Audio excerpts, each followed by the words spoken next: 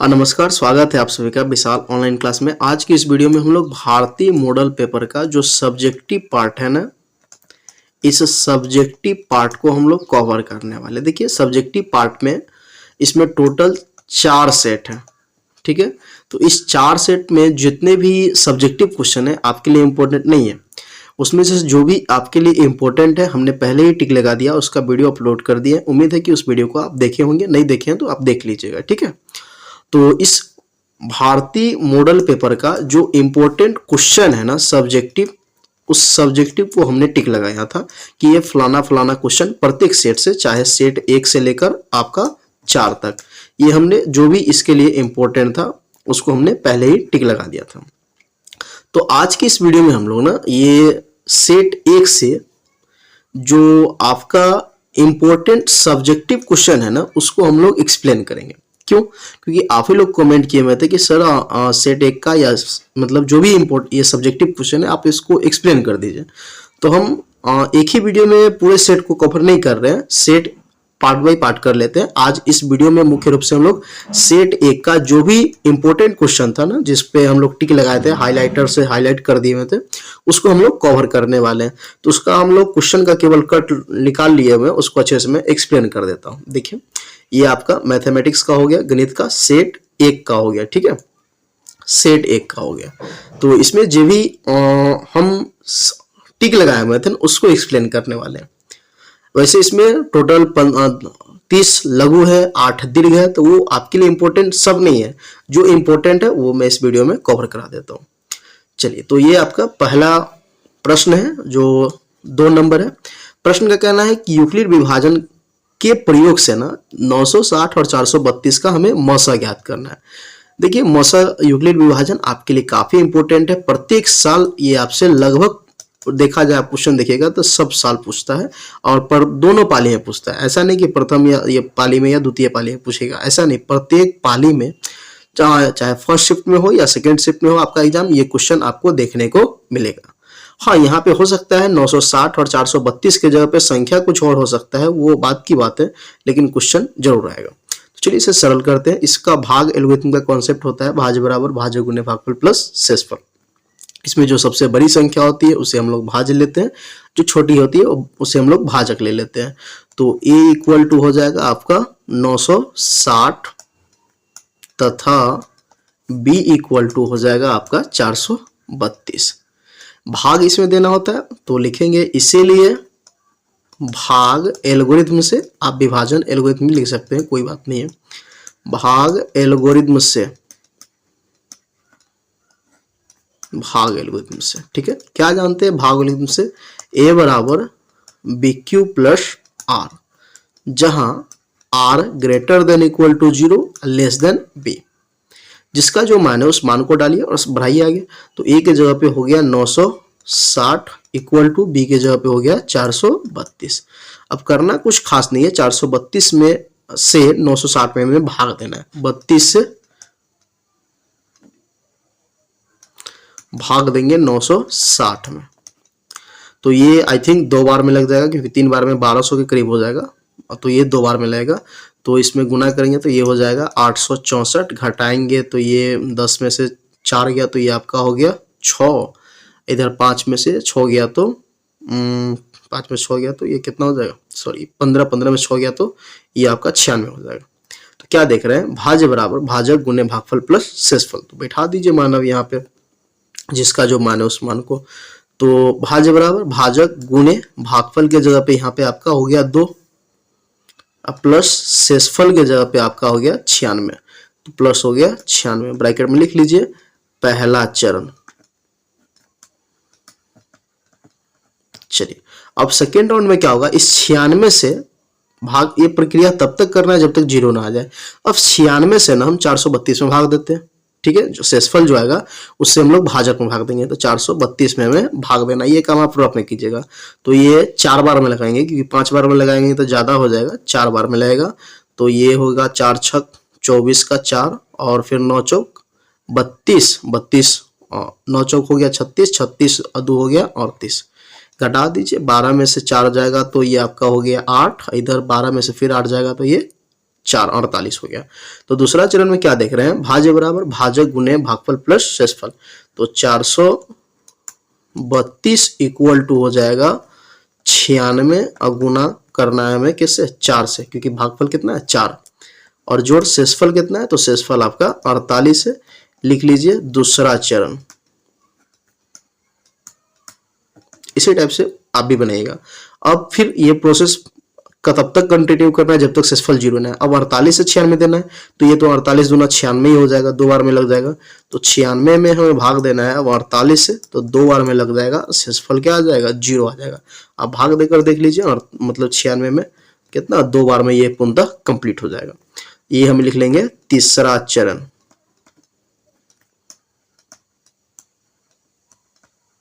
ठीक, ये प्रक्रिया तब तक करना है जब तक शेषफल 0 ना आ जाए। तो देख क्या रहे हैं कि थर्ड चरण में ना, और थर्ड स्टेप में शेषफल 0 आ रहा है, तो यहां पे लिखेंगे चूंकि क्रिया का अंत हुआ तथा शेषफल 0 प्राप्त हुआ, शेषफल 0 प्राप्त हुआ। ठीक, इतना लिखने के बाद हमें क्या निकालना था, मस किसका किसका, 960 और 432 का। तो लिखेंगे अतः अभिष्ट मस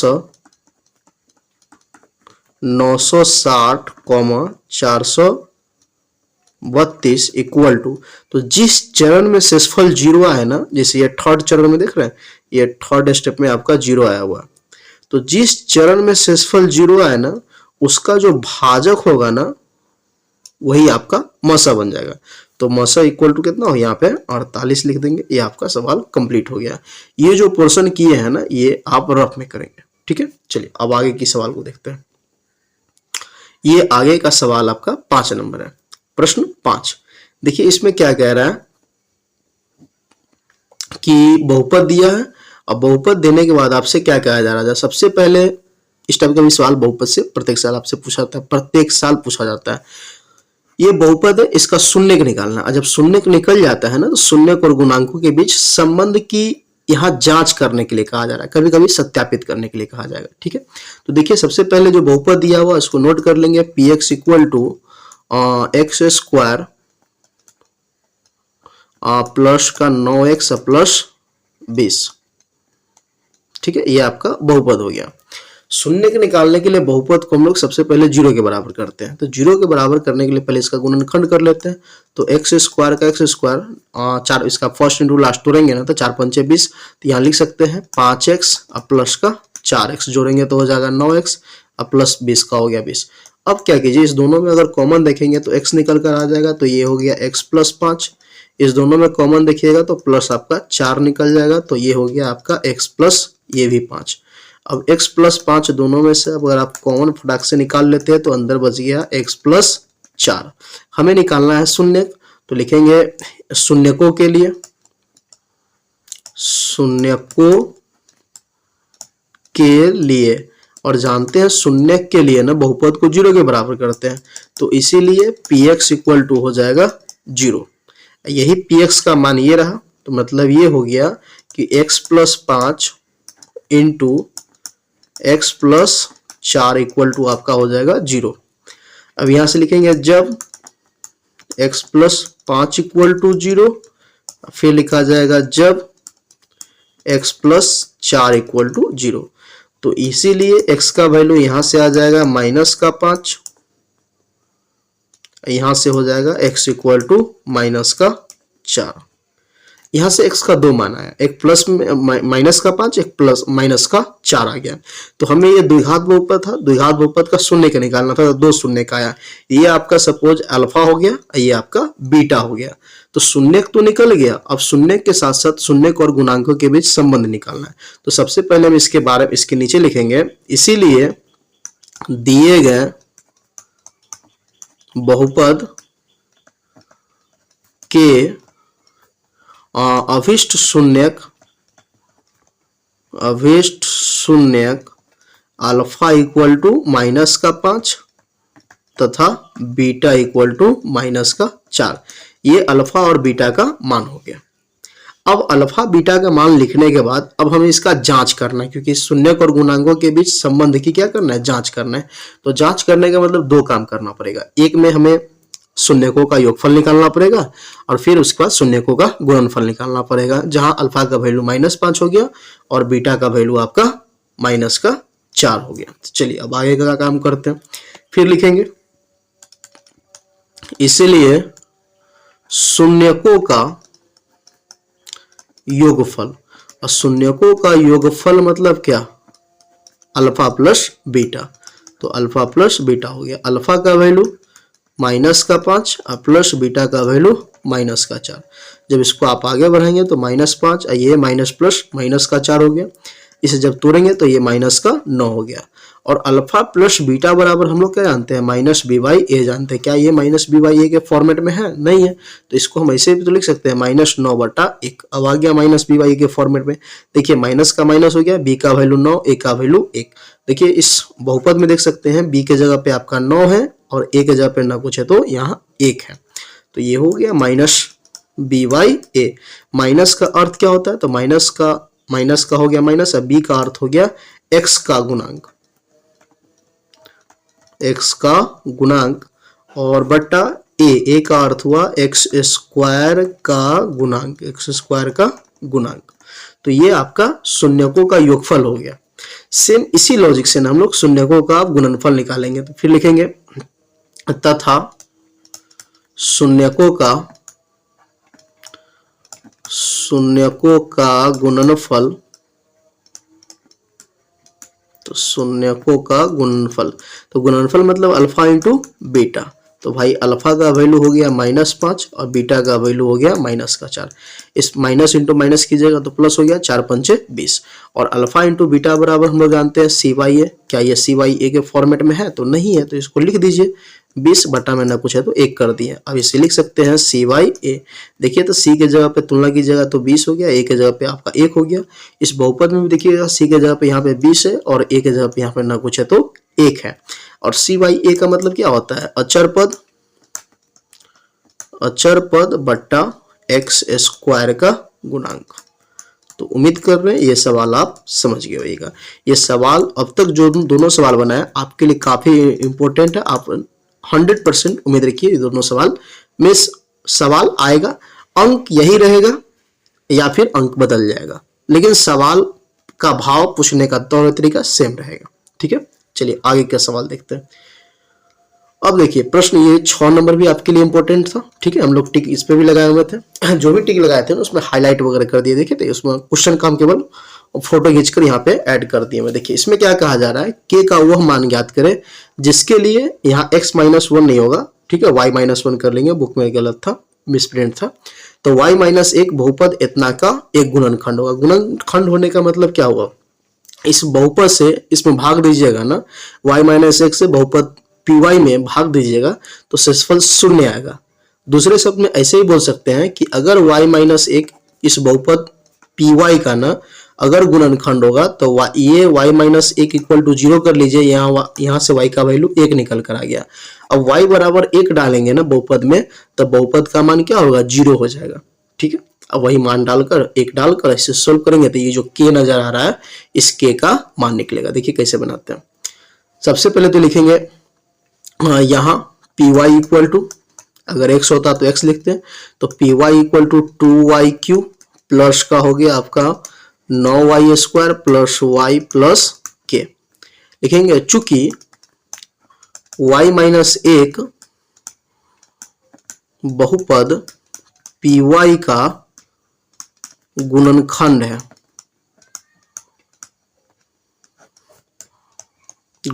है, इसीलिए y-1 इक्वल टू 0, तो y इक्वल टू 1। अब y बराबर 1 ना इस बहुपद में रखने पर इस बहुपद का मान हो जाएगा 0। तो बोल सकते हैं इसीलिए p1 इक्वल टू 0। ठीक, मतलब ये हुआ कि p1 इक्वल टू 0। तो ये जो बहुपद आप देख रहे हैं इसमें y के जगह पे हम लोग क्या डाले, 1 डाले, तो बहुपद का मान क्या हो गया, 0 हो गया। अब हम क्या करते हैं, इस ये जो py है ना, हम y के जगह पे इसमें भी 1 डाल देते हैं। ठीक है, अब बराबर 0 तो चल ही रहा है, तो बराबर 0 हो जाएगा। तो देखिए इस जहां देख रहे हैं इसमें यहाँ पे 1 डाले हैं, तो इसका जो वैल्यू है ना 0 के बराबर हो गया, तो हम लोग इसमें भी 1 डाल देते हैं क्योंकि ये तो पी ए वाई का ही मान है ना, और 0 के बराबर कर देंगे तो ए का के का मान निकल जाएगा। तो 2 का हो गया 2 इंटू 1 का हो जाएगा होल क्यूब प्लस 9 इंटू 1 का हो गया होल स्क्वायर प्लस y के जगह पे 1 प्लस k इक्वल टू आ गया 0। सोल्व करेंगे तो 1 का क्यूब 1 का क्यूब 1, 2 इकाई हो जाएगा 2, फिर प्लस 1 का स्क्वायर 1, 9 इकाई 9, फिर प्लस आपका 1 प्लस k का k इक्वल टू 0। 9 1 10 और 2 हो गया 12, तो बोल सकते हैं 12 प्लस k इक्वल टू 0, इसीलिए k इक्वल टू आपका माइनस का 12। ये आपका सोल्व हो गया, k का मान 12 निकल गया, -12। ठीक है, तो ये सवाल आपका बन गया। ठीक है, बेहद सरल सा सवाल था। ये सवाल इंपॉर्टेंट है, कभी कभी इस टाइप का सवाल पूछ देता रहता, रेगुलर नहीं पूछता। ठीक है, चलिए आगे देखते हैं। प्रश्न 8 देखिए, जो भी सवाल इंपॉर्टेंट था मैं पहले ही टिक लगा दिया था, ऑलरेडी इस पे देखिए हाइलाइटर वगैरह लगा हुआ, आप वीडियो में देख सकते हैं। इस सभी सवाल आपको देखने को मिलेगा। प्रश्न क्या कहना है कि द्विघात समीकरण इतना का मूलों की प्रकृति बताए। देखिए भाई, मूलों की प्रकृति जो होता है ना, ये विवेचक के मान पे निर्भर करता है। तो सबसे पहले हम लोग समीकरण को नोट कर लेते हैं। यहाँ 16x² minus 8x plus 1 equal to 0। यहाँ से a का मान हो गया आपका 16, b का वैल्यू माइनस का 8 तथा c इक्वल टू आपका 1 हो गया। सबसे पहले मैं d निकालना है, तो इसीलिए d बराबर जानते हैं b² माइनस 4ac। तो देखा जाए तो b के जगह पे -8 हो गया, तो -8 का स्क्वायर माइनस 4 गुने a के जगह पे 16 और c के जगह पे आपका 1 हो गया। माइनस का स्क्वायर प्लस 8 का स्क्वायर हो गया 64 माइनस 16 चौका 64, 64 में से 64 गया तो 0 आ गया। तो बोल सकते हैं इसीलिए d इक्वल टू 0। अब d का मान 0 आने का मतलब क्या हुआ, 3 शर्त होता है। तो फिलहाल इस शर्त पे हम बात करते हैं। d का वैल्यू 0 आने का मतलब दिए गए द्विघात समीकरण के मूलों की प्रकृति वास्तविक और समान होगा। तो आपसे मूलों की प्रकृति ही पूछ रहा है, बताइए प्रकृति क्या होगा। तो d का वैल्यू 0 आ गया, तो लिखेंगे अतः दिए गए द्विघात समीकरण के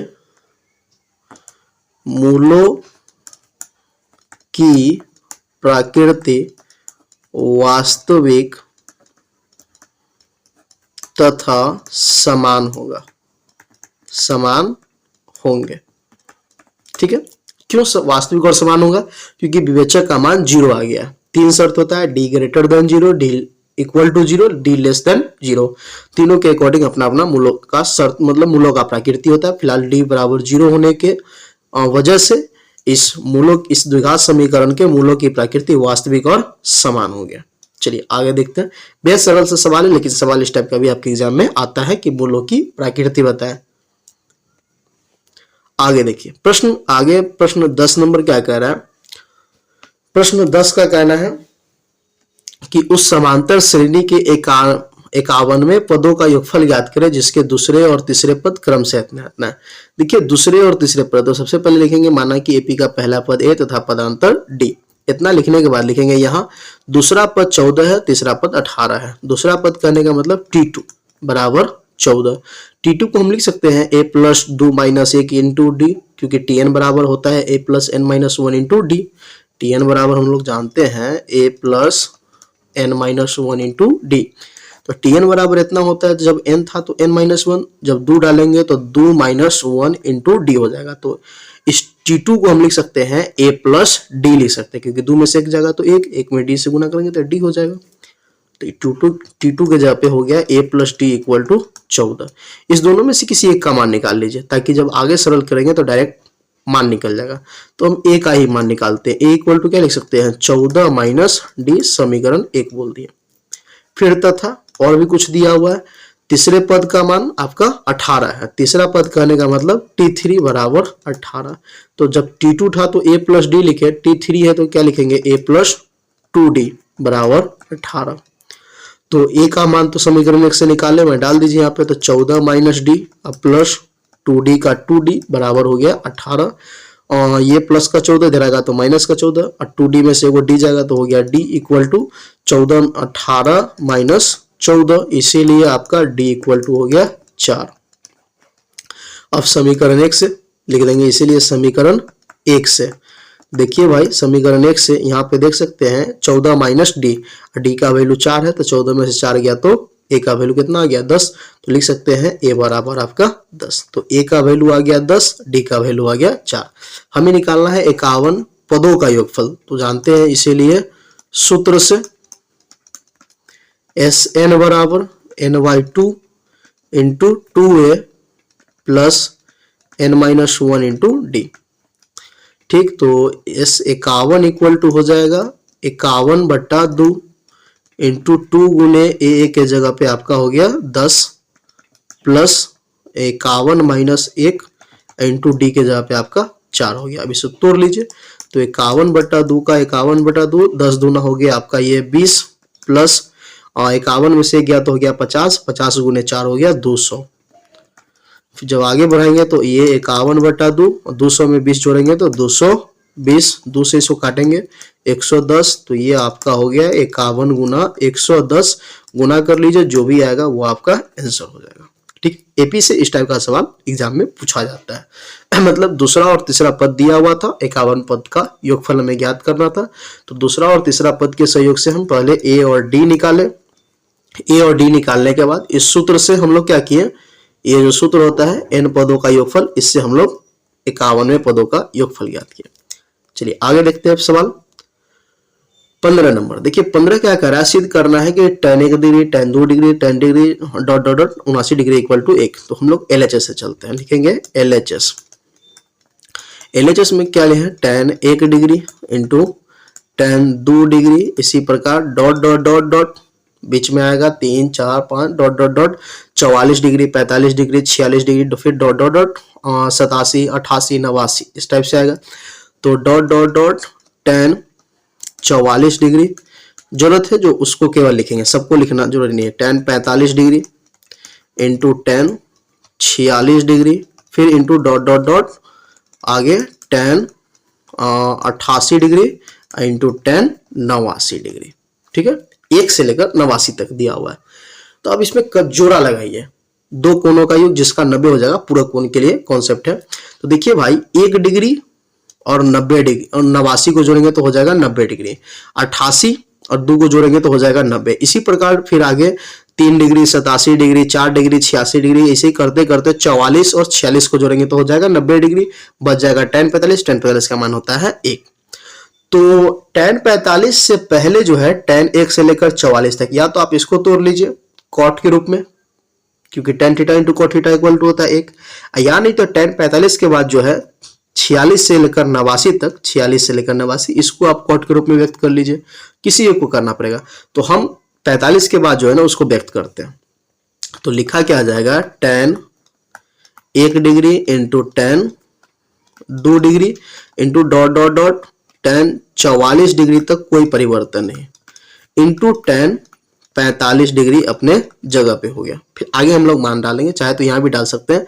फिर इंटू tan 46 को हम क्या लिख सकते हैं, tan 90 डिग्री माइनस 44 डिग्री। ठीक है, 90 में से 44 घटाएंगे तो 46 हो जाएगा, क्योंकि देख रहे 44। फिर इंटू आगे बढ़ेंगे, फिर इसी टाइप से डॉट डॉट डॉट tan 88 की जगह पे क्या लिख सकते हैं, 90 डिग्री माइनस 2 डिग्री, फिर इंटू tan 89 की जगह पे क्या लिख सकते हैं, 90 डिग्री माइनस आपका 1 डिग्री। इस टाइप से बनाएंगे। चलिए फिर आगे थर्ड लाइन में क्या होगा, tan 1 degree into tan 2 degree into dot dot dot tan 44 degree into tan 45 degree, यहाँ तो कोई परिवर्तन नहीं।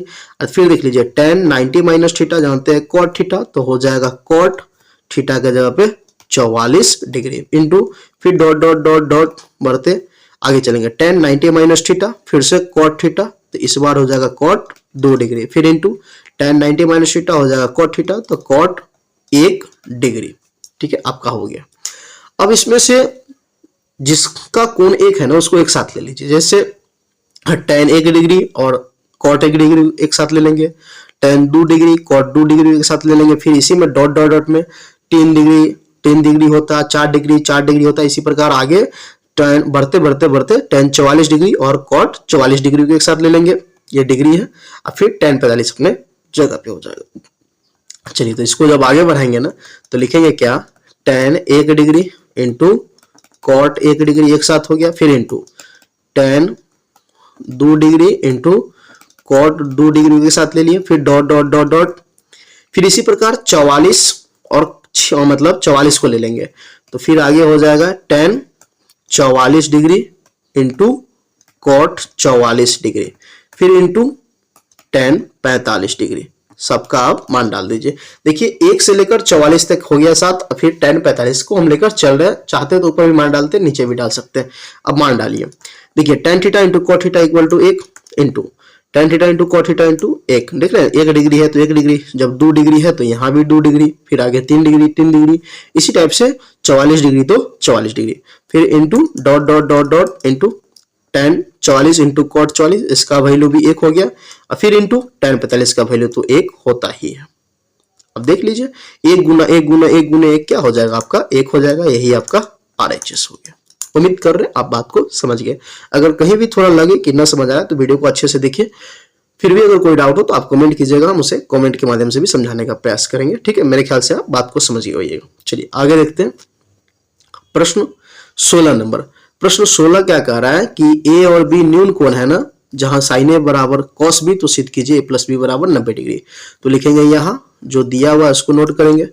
हमें लिखा हुआ है साइन ए बराबर कॉस बी, हमें सीधी ये करना है। ठीक है, इस साइन ए का पूरक कोण के लिए देखिएगा तो कॉस होता है, कॉस का साइन होता है, किसी इसको आप चेंज कर लें।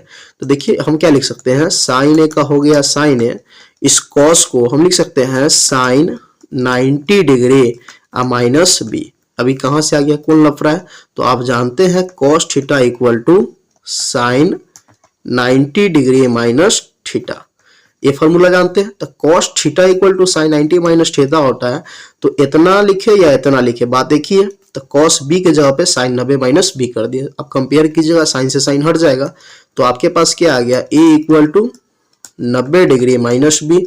इस माइनस बी को इधर लाएंगे तो क्या हो जाएगा, A plus B equal to 90 degree. यही आपको सत्यापित करना था, ये आपका सत्यापित हो गया। कभी कभी ये सवाल पूछ देता रहता है 2 नंबर में। ठीक है, चलिए आगे देखिए। चलिए आगे हम लोग प्रश्न संख्या 23 को देखते हैं। ये कह रहा है कि त्रिज्या 28 सेमी तथा कोण 45 डिग्री वाले एक वृत्त के त्रिज खंड का क्षेत्रफल ज्ञात करना है। देखिए त्रिज खंड का क्षेत्रफल ज्ञात करना है, तो सबसे पहले एक फिगर ड्रॉ कर लेते हैं वृत्त। ये आपका वृत्त हो गया, इसकी जो त्रिज्या है ना वो 28 सेमी है, तो यहाँ पे केंद्र हो गया, और केंद्र पे कितना डिग्री का कोण बनता है, तो 45। तो इस टाइप से ये आपका फिगर हो गया। ठीक है, यहाँ 45 डिग्री का कोण बन गया। ये आर बराबर हो गया आपका 28 सेमी। इस टाइप से आप फिगर ड्रॉ कर लेंगे। तो लिखेंगे यहाँ आर बराबर 28 सेमी कॉमा थीटा बराबर 45 डिग्री। हमें निकालना है त्रिज खंड का क्षेत्रफल, तो इसीलिए अगर नाम दे देना यहाँ पे ओ ए बी, इस टाइप से फिगर हम लोग बना लिए। तो यहाँ पे लिख सकते हैं, इसीलिए त्रिजखंड ए ओ बी भी लिख सकते हैं, ओ ए बी इस टाइप से, न भी लिखे तो भी काम चल जाएगा। तो इसीलिए त्रिजखंड ए ओ बी का क्षेत्रफल। ठीक है, तो त्रिजखंड का क्षेत्रफल जानते हैं पाई आर स्क्वायर थीटा बटा 360। अब मान डाल दीजिए, तो पाई का वैल्यू 22/7, आर का वैल्यू 28 गुने 28 और थीटा का वैल्यू 45/360। काटिए, 7 से काटेंगे तो 7 चौक हो गया 28, 4 से काटेंगे तो 4 नामा 36, 0 का 0, 45 दूना 90, और 2 से काटेंगे तो ये आपका कट गया 11 बार में। तो ऊपर आ गया कितना 11 और गुने 28, नीचे तो सब कट गया हुआ, इसको गुना कीजिएगा तो 28, और ये भी हो गया 28 गुना कीजिएगा तो ये आपका 308 हो जाएगा। ठीक है, गुना करके देखेंगे 11 से, तो ये 8 8 2 10, ये 300 आपका 8 हो गया। तो 308 सेमी स्क्वायर आपका परफेक्ट आंसर हो गया। ठीक है, चलिए ये आपका 23 हो गया। आगे देखते हैं प्रश्न संख्या 29 नंबर। देखिए प्रश्न 29 का क्या कहना है, प्रश्न 29 का कहना है कि निम्न वितरण का माध्यिका निकाल। देखिए माध्यिका और बहुलक जो है ना अभी ट्रेंडिंग में है। ये दीर्घ क्वेश्चन में पूछा जा रहा है, इस बात को आप ध्यान रखेंगे। दीर्घ में पूछे तो माध्यिका को छोड़ना नहीं है, ठीक है। तो माध्यिका निकालना है। देखिए वर्ग अंतराल 0 से 10, 10 से 20, 20 से 30, 30 से 40, 40 से 50 इस टाइप से दिया हुआ, बारंबारता भी दिया हुआ। तो ये देख लेंगे कि माध्यिका बहुलक में ये बारंबारता है या संचयी बारंबारता है। बारंबारता होगा ना, बढ़ेगा घटेगा छिटपुट रहेगा, लेकिन संचयी बारंबारता बढ़ते क्रम में होगा। देख सकते हैं जैसे यहाँ पे संचयी बारंबारता देखिए बढ़ते क्रम में है। तो ये तो बारंबारता है 15, 5, 10, 30, 8, 2, तो ये बारंबारता है। तो वर्ग अंतराल को नोट कर लेंगे, पूरा बारंबारता इसका नोट कर लेंगे। और संचयी बारंबारता, संचयी बारंबारता में क्या होता है, पहले 5 का 5 हो जाएगा, फिर क्रॉस जोड़ेंगे, 5 और 15 तिरछा जोड़ते हैं, तो 5 और 15 हो गया 20, फिर 20 8 को जोड़ेंगे, सॉरी 20 30 को जोड़ेंगे तो 50, 50 में 8 जोड़ेंगे तो ये 58, 58 में फिर 2 जोड़ेंगे तो 60। फिर उसके बाद इस टोटल बारंबारता को जोड़ेंगे, मतलब n का मान निकालेंगे। तो n बराबर क्या होगा, देखिए ये n इस टोटल को जोड़िएगा ना तो यही 60 आ जाएगा, ठीक है। तो ये 60 हो गया, तो n का वैल्यू 60 हो गया, तो इसीलिए n/2 निकालेंगे। तो n/2 इक्वल टू मतलब 60/2, इसको काटेंगे तो ये आ गया 30। तो 30 से ठीक बड़ी संचयी बारंबारता, संचयी बारंबारता देखा जाए तो 30 से ठीक बड़ी संचयी बारंबारता आपका ये 50 हो गया, ठीक है। तो 50 है। तो ये 50 किस वर्ग का है, तो देखा जाए ये जो 50 है ना, इसका जो वर्ग होगा ये 20 से 30 हो जाएगा, ठीक है। तो यहाँ से हम सब चीज़ का पहले मान निकालेंगे, फिर आपके इसमें हम लोग मान डालेंगे, ठीक है। तो 50 है, तो थोड़ा इसको हम ऊपर कर लेते हैं, थोड़ा जगह का अभाव है। चलिए, तो n/2 निकाले थे, तो n/2 का वैल्यू आया था आपका 30, ठीक है। तो माध्यिका वर्ग देखा जाए तो माध्यिका वर्ग बराबर, तो माध्यिका वर्ग जो हो गया ना, ये आपका ये हो गया माध्यिका वर्ग, तो 20 से 30। अब यहाँ से हम लोग फटाफट मान निकालते कथी, आप जानते हैं माध्यिका का फॉर्मूला क्या होता है। माध्यिका बराबर, यहाँ पे हम पहले फॉर्मूला लिख देते हैं ताकि आप बात को समझ पाए। तो माध्यिका बराबर होता है L प्लस n/2 माइनस और बट्टा हो गया स्मॉल f गुने हो गया I, ठीक है। ये माध्यिका बराबर L plus n/2 minus capital F बट्टा स्मॉल f गुने हो गया I। तो L का तो मान जो होता है ना, L ये होता है माध्यिका वर्ग की निम्न सीमा, तो ये माध्यिका वर्ग इसकी निम्न सीमा हो गया 20। कैपिटल F का जो वैल्यू होता है ना माध्यिका वर्ग, ये रहा आपका माध्यिका वर्ग। तो माध्यिका वर्ग से ठीक पहले वाले वर्ग की संचयी बारंबारता, जो कि वैल्यू क्या है इस वर्ग का संचयी बारंबारता का, तो कैपिटल F का वैल्यू हो गया 20 बट्टा स्मॉल f। तो स्मॉल f होता है माध्यिका वर्ग की बारंबारता, तो ये रहा माध्यिका वर्ग, इसकी बारंबारता हो गया 30। फिर गुने I मतलब कॉमा I का जो वैल्यू होता है ना माध्यिका वर्ग की लंबाई होता है, और वर्ग अंतराल की लंबाई निकालने के लिए उच्च सीमा में से निम्न सीमा को घटा दीजिए, तो ये आपका आ गया 10। लगभग सबका मान निकल गया, मान डाल दीजिए। तो L का वैल्यू आपका 20 है, तो डालेंगे तो हो जाएगा 20 प्लस n/2 का वैल्यू 30 माइनस कैपिटल F का वैल्यू 20 बट्टा स्मॉल f का वैल्यू हो गया 30 और गुने I का वैल्यू हो गया 10। 10 से 30 कटेगा 3 बार, तो आपका आ गया 20 प्लस 20 में 30 में से 20 घटाएंगे तो 10 बट्टा 3। इसको जब आप तोड़िएगा ना तो 20 का हो गया 20 और 10 बट्टा 3 का मतलब 3.3333 इस टाइप से आएगा। इसको 3.4 ले लेंगे, तो जब इसको आगे बढ़ाएंगे तो 20 प्लस 3.4, तो ये आपका फाइनली आ गया 20 3 23.4, ठीक है। तो ये माध्यिका निकालना था, तो माध्यिका निकल कर आ गया 23.4। चलिए आगे, ये माध्यिका से हो गया। फिर उसी प्रकार ये माध्य से दिया हुआ है, ठीक है। माध्य से प्रश्न संख्या यह 30 है। प्रश्न कह रहा है कि निम्नलिखित बंटन का ना माध्य ज्ञात करें। देखिए माध्य निकालने के लिए वर्ग अंतराल दिया हुआ है, देख लीजिएगा कि वर्ग अंतराल अतिव्यापी में है कि नहीं। अगर ना हो तो उसे आप पहले सजाएंगे, तो 0 से 2, 2 से 4, 4 से 6, 6 से 8, 8 से 10, 10 से 12 स्टेप से दिया हुआ है। जस्ट इसका बारंबारता भी दिया हुआ है, तो ये बारंबारता को आप ब्रैकेट में लिखेंगे स्मॉल f, ठीक है। फिर उसके बाद इस वर्ग चिन्ह निकालेंगे जिससे हम लोग x बोलते हैं, तो इससे ब्रैकेट में आप कर लेंगे। वर्ग चिन्ह निकालने के लिए जानते हैं निम्न सीमा प्लस उच्च सीमा बट्टे 2 या उच्च सीमा प्लस निम्न सीमा बट्टे 2। तो 2 और 0 हो गया 2, 2 का आधा करेंगे तो 1, अब देख रहे हैं वर्ग में 2 का बढ़ोतरी हो रहा है, तो इसमें भी आप 2 बढ़ा दीजिए, तो ये आपका 1 में 2 जोड़ेंगे 3, 3 में 2 5, 5 में 2 7, 7 में 2 9, 9 इस टाइप से बढ़ेंगे। फिर f इंटू एक्स निकालेंगे। ये जो विधि बनाया हुआ है ना, ये प्रत्यक्ष विधि से बनाया हुआ है, ठीक है, प्रत्यक्ष विधि का यूज किया हुआ है। तो f इंटू एक्स करेंगे, 1 इकाई 1, 3 दूना 6, 5 इकाई 5, 5 सत्ते 35, 9 छक 54, 11 पचे 55। तो ये इस टोटल बारंबारता को जोड़ेंगे तो ये कहलाएगा सिग्मा एफ, इसको टोटल को जोड़े हैं तो ये कहलाएगा सिग्मा एफ इंटू एक्स। मान इतना का मान निकल गया। तो जानते हैं इसीलिए सूत्र से माध्य बराबर, माध्य का क्या कॉन्सेप्ट जानते हैं, सिग्मा एफ एक्स बटा सिग्मा एफ। ये प्रत्यक्ष विधि है, तो प्रत्यक्ष विधि के अकॉर्डिंग ये हो गया 156 बटा 20। काटेंगे ना, 2 से ही कट जाएगा 10 बार में, और 2 से इसको काटिएगा तो 7, ये 8, मतलब 78 बटा 10। एक अंक बाद दशमलव बैठा दीजिए तो 7.8 इसका परफेक्ट आंसर हो गया। ठीक है, उम्मीद कर रहे हैं माध्यमिक का ये समझ गए। तो ये आपका लघु खत्म हुआ। अब यहाँ से दीर्घ चालू हो रहा है। दीर्घ में हम लोग इसमें जो टिक लगाते हैं ना, उस पे सवाल पे डिस्कस करते हैं। अब तक लघु पे डिस्कस कर रहे थे, मॉडल से टिक का, अब ये दीर्घ है। तो पहला तो सवाल है आलेखीय विधि। ये काफी इंपॉर्टेंट है, आलेखीय विधि प्रत्येक साल पूछता है, इस साल भी पूछेगा। आलेखीय विधि से हल करें, तो आलेखीय विधि से हल करने के लिए हम इसमें आलेख का सहायता से इसका हम ग्राफ खींचते हैं और इसे सरल करते हैं। थोड़ा इसको ऊपर कर लेते हैं। चलिए देखिए, यहाँ पे पहला समीकरण देखिए, सपोज मान लीजिए कि ये मेरा ग्राफ है, ठीक है, इतना दूर मेरा ग्राफ दिया हुआ।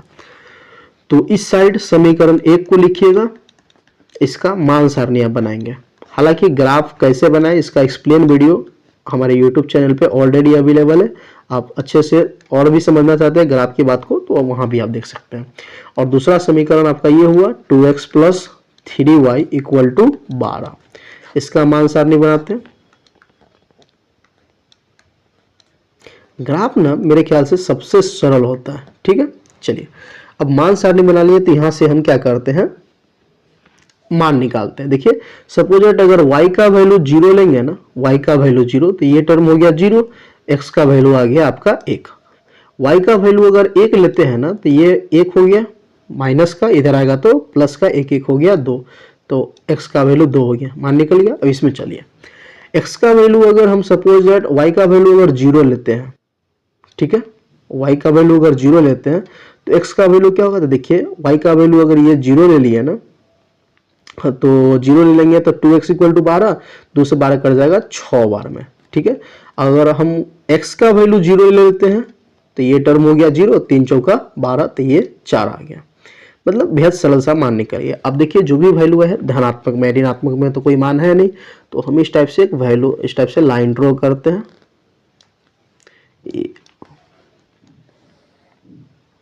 चलिए, ये मेरा जो निकलेगा ना, लगभग में निकलेगा XO X' YO Y'। Graph रहता तो और भी बेटर होता।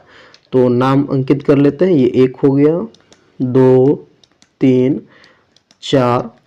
इस टाइप से आप ग्राफ पे बनाएंगे ना तो एकदम फ्रेश निकल कर आएगा, ठीक है। ये आपका हो गया 1 2 3 4 5 6, ठीक है। चलिए, इसको हम थोड़ा कलर चेंज कर लेते हैं। चलिए, अब इस समीकरण का जो भी बिंदु आया है ना, इस बिंदु को हम लोग ग्राफ पे अंकित करते हैं। तो पहला ये जो समीकरण x - y = 1, इसका पहला बिंदु है 1, 0, मतलब x का वैल्यू 1 और y का वैल्यू 0। तो x का वैल्यू 1 हो गया, y का वैल्यू 0, ये बिंदु यहाँ पे हो गया। हम लोग यहीं पे लिख लेते हैं 1, 0, ठीक है। दूसरा बिंदु है 2, 1, x का वैल्यू 2 और y का वैल्यू 1, ये बिंदु हो जाएगा यहाँ पे, ठीक है। यहाँ पे लिख देते हैं 2, 1। इस बिंदु से इस बिंदु को मिलाकर आगे की ओर बढ़ाना है, तो इस टाइप से मिलाकर आगे की ओर बढ़ा देंगे, ठीक है। थोड़ा इसको आप सीधा कर लीजिएगा, थोड़ा ये मेरा तिरछा बन रहा है तो इसको आप इग्नोर कीजिए। तो ये x - y = आपका 1 हो गया, ठीक है। अब दूसरे समीकरण का जो बिंदु है ना, उसको दर्शाते हैं। x का वैल्यू 6, y का वैल्यू 0, तो x का वैल्यू 6, y का वैल्यू 0, ये बिंदु यहाँ पे हो जाएगा 6, 0। फिर आगे है 0, 4, तो x का वैल्यू 0, y का वैल्यू 4, ये बिंदु यहाँ हो जाएगा। बेहद सरल है, 0, 4। देखिए ना, x का वैल्यू 6 था और y का वैल्यू 0, तो बिंदु यहाँ हो गया। इसमें x का वैल्यू 0 है, y का वैल्यू 4 है। तो अब इस बिंदु से इस टाइप से इस बिंदु को अरे इससे इसको मिलाते हम लोग और आगे बढ़ाते हैं। फरमा लगता है टेढ़ हो गया। चलिए इस टाइप से ये मिल गया, ठीक है। और इसको हम आगे बढ़ाते हैं, ठीक है। ये थोड़ा टेढ़ टार है, थोड़ा बात को समझिएगा अच्छे से। तो यहाँ से देखिएगा ना, तो x का वैल्यू ये बीचों बीच यहाँ आ रहा है, लगभग ये 3 पे आ रहा है, और y का वैल्यू इधर देख जा रहा है तो इधर 2 पे जा रहा है, ठीक है। अब इसको अगर ग्राफ पे अच्छे से स्केल की सहायता से बनाएंगे तो बेहद परफेक्ट बनेगा। तो यहाँ से हम क्या देख रहे हैं कि ये इस बिंदु पे एक दूसरे को काट रहा है, तो इससे यहाँ से x का वैल्यू मेरे ख्याल से 3 हो जा रहा है और y का वैल्यू यहाँ पे 2 हो जा रहा है। तो अब ये x का वैल्यू 3 आ रहा है और y का वैल्यू 2 आ रहा है, चेक कर लेते हैं क्या सही आ रहा है या नहीं। x के जगह पे 3 डालेंगे और y के जगह पे 3 में से 2 गया तो 1, बिल्कुल इस समीकरण को संतुष्ट कर रहा है। इसको चेक कर लेते हैं। तो 3 दूना 6 और 2 तिया 6, ये भी 6 6 12 हो रहा है, यहाँ भी संतुष्ट कर रहा है, मतलब दोनों जगह संतुष्ट कर रहा है। आप इसको अच्छे से ग्राफ पे अपना ग्राफ पेपर बना लीजिएगा। तो इसके नीचे लिख लेंगे, अतः x इक्वल टू 3 और y इक्वल टू 2, ठीक है। इस टाइप से आप लिखकर ये आपका परफेक्ट हो गया। तो बस इतना काम रहता है दीर्घ में। ये दीर्घ सवाल है, बेहद फ्री का नंबर है। मान सारणी बनाइए, मान सारणी बनाकर समीकरण को, जो भी बिंदु प्राप्त हुआ है समीकरण से, उसको दर्शा दीजिए। देखिए कहाँ पे एक दूसरे को प्रतिच्छेद कर रहा है, जिस बिंदु पे प्रतिच्छेद करेगा वही समीकरण का हल हो जाएगा। चलिए अब आगे जो सवाल है ना, ये सवाल के बारे में आप समझ लीजिए। ये आपका प्रमेय है और ये आपका रचना है। तो प्रमेय और रचना का हम लोग एक वीडियो लेकर आ रहे हैं। उस वीडियो में ये प्रमेय भी उसी वीडियो में है और रचना भी उसमें है, ठीक है। तो रचना और प्रमेय ज्यामिति का ये पोर्शन है, इसको हम जल्दी कवर करने वाले हैं। तो इतना इसको हम जो उस वीडियो में पढ़ाएंगे ना, तो उसमें इसको कवर कर लेंगे, ठीक है। यहाँ पे रचना करना थोड़ा पॉसिबल नहीं है, ठीक है, तो हम उसको अच्छे से ड्रॉ कर देंगे, ठीक है। तो ये था आपका सेट 1 का ना, ठीक है, जो भी इम्पोर्टेंट सब्जेक्टिव क्वेश्चन था उसको हमने कवर कर दिया। अगर अच्छा लगा हो वीडियो तो लाइक कर दीजिएगा, ठीक है। और इसका जो नेक्स्ट सेट है, अब सेट 2, उसको हम लोग आगे की वीडियो में डिस्कस कर लेंगे, ठीक है। धन्यवाद।